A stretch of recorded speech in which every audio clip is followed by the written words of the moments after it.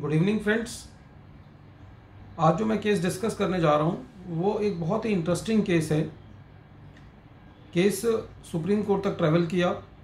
Case का नाम है Kedarnath jute manufacturing company limited versus commissioner of income tax central Calcutta, और केस 17 अगस्त 1971 को सुप्रीम कोर्ट ने डिसाइड किया।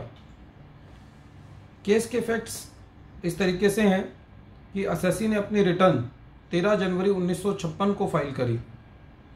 रिटर्न फाइल करने के बाद असेसी को उसी असेसमेंट ईयर के लिए सेल टैक्स डिपार्टमेंट से एक नोटिस आया। 21 नवंबर 1957 को 1,49,776 रुपये का। असेसी जो है वो इस सेल टैक्स की डिमांड के लिए अपील में चला गया।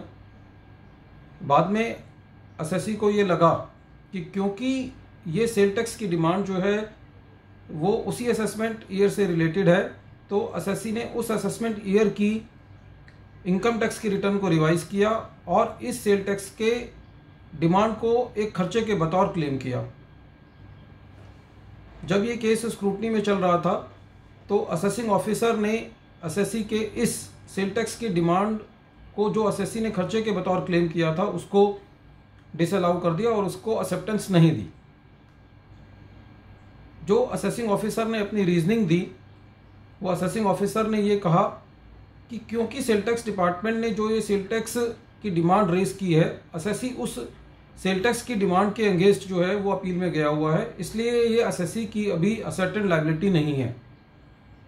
सेकंड जो रीजनिंग असेसिंग ऑफिसर ने दिया वो ये दिया कि असेसी ने ये सेल टैक्स की डिमांड को अपनी बुक्स में शो नहीं किया हुआ है, ये उस असेसमेंट ईयर के खर्चों में उसने बुक्स में क्लेम नहीं किया है। इसीलिए इन दो रीजनिंग के पॉइंट्स को ध्यान में रखते हुए असेसिंग ऑफिसर ने इस खर्चे को डिसअलाउ कर दिया।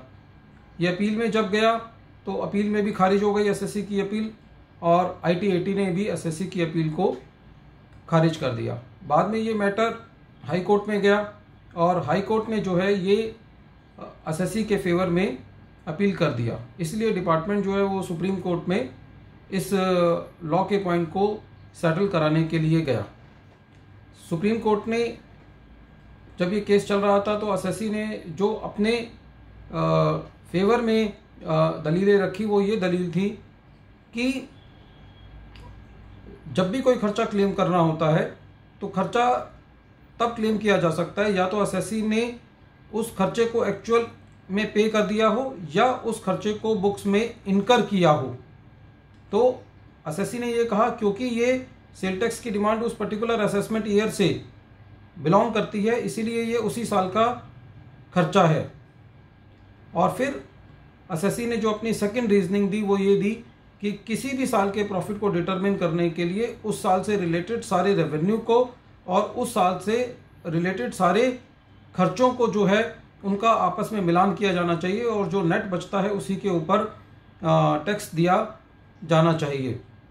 तीसरी जो रीजनिंग असेसी ने दी वो ये दी कि जो सेल टैक्स की जो डिमांड है जिसके लिए असेसी जो है वो अपील में गया हुआ है, वो आज की डेट में तो एज ए सेल टैक्स की डिमांड जो है वो असेसी की बुक्स में आती है और इससे कोई फर्क नहीं पड़ता कि असेसी ने उसकी बुक्स ऑफ अकाउंट्स में एंट्री की है या नहीं की, वो उस साल से खर्चा पर्टेन करता है, इसलिए असेसी को वो खर्चा मिलना चाहिए। जब ये मैटर सुप्रीम कोर्ट देख रहा था तो सुप्रीम कोर्ट ने ये डिसीजन दिया कि जो असेसी है उसको जो खर्चा इस बेसिस पर मिलना चाहिए कि वो खर्चा उस साल से रिलेटेड है।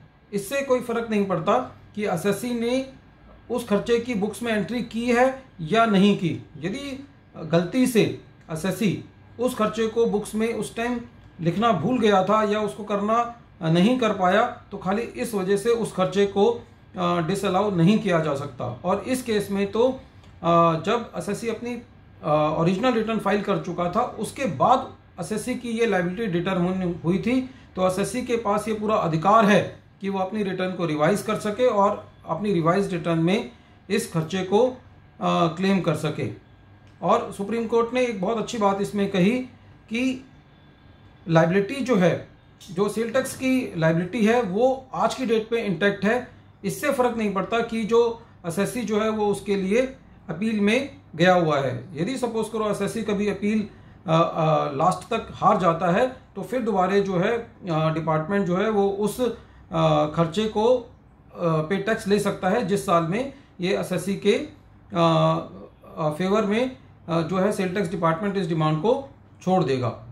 तो फ्रेंड्स, ये एक बहुत इंपॉर्टेंट केस है जिससे हमें ये पता चलता है कि असेसी ने यदि बुक्स ऑफ अकाउंट्स में अपनी एंट्री नहीं भी की है और वो रिटर्न फाइल करने के बाद भी रिटर्न रिवाइज करके उस खर्चे को क्लेम कर सकता है, चाहे ओरिजिनली उसने अपनी बुक्स ऑफ अकाउंट्स में वो एंट्री की हो या नहीं की हो। और ये मैटर क्योंकि सुप्रीम कोर्ट ने डिसाइड किया हुआ है तो इसके ऊपर जो है वो कोई दूसरा सेकंड ओपिनियन भी नहीं है। तो जब कभी भी हमसे बुक्स में सपोज करो कोई ऐसी मिस्टेक रह जाती है जहाँ पे हम अपने खर्चे को क्लेम करना भूल गए या कोई गलती से हमें क्या कहते हैं हमसे कोई एंट्री स्किप हो गई, तो हम उस साल की रिटर्न को रिवाइज करके हम उस खर्चे को क्लेम कर सकते हैं।